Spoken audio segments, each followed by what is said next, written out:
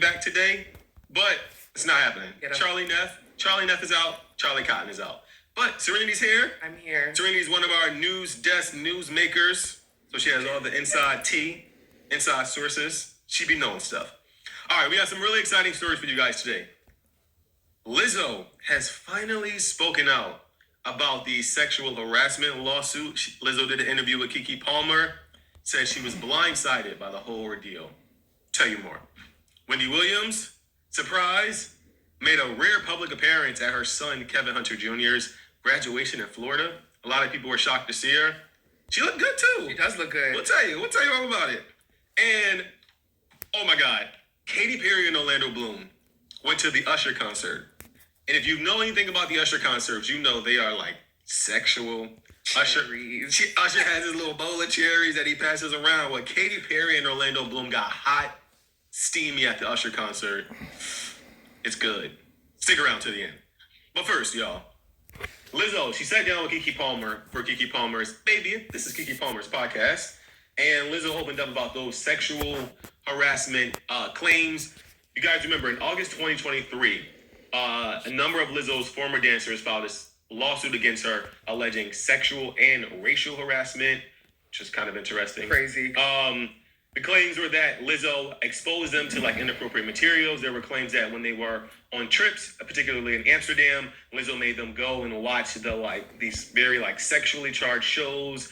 At one point, they said that there was a woman doing weird things to her vagina, just like very sexually explicit events and things that the dancers claimed that Lizzo forcibly subjected them to, meaning that they had to come to these things.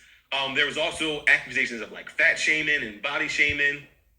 Also seems a little weird considering. Yeah.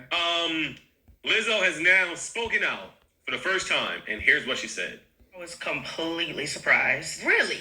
I was very deeply hurt because, these were 3 ex-dancers, so they weren't on the tour. They didn't finish the tour out with us.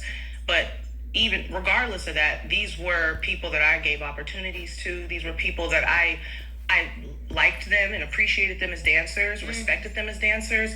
I feel like this is probably the best place for her to say something. Okay. I feel like her waiting for a while, kind of waiting for it to die down, and then going on Keke Palmer, who also has, faced a lot of backlash with her, things that are going on in her life. So I feel like it was kind of the perfect place and enough amount of time to do this. And it's kind of nice to finally hear her side of it and see how it affected her, because it's been kind of quiet and people have been kind of giving her backlash for that. What's she so quiet for? Why are you not saying nothing? Mm-hmm. So now that she has said something, it's now we can kind of see where her mind is. So I actually disagree with what you said at the top. So you said it was cool for her to go on Keke Palmer's show. No. The one thing I hate is what do I call them? They're the, what's the word? I had it in my brain this morning. Basically these soft interviews where people go, safe space interviews. I feel that's what I call them. Mm-hmm. They're safe space interviews where people that are involved in things that might be controversial or a little scandalous, they'll go to safe space interviews, meaning interviews with their friends, interviews with outlets that they know don't ask them serious and deep questions, interviews with non-journalists so they don't have to get the follow-up questions. I think that Lizzo did this, and it's smart for her to not do it with a Gayle King or You saw how that worked out. us. You know what I'm saying? Because journalists are journalists.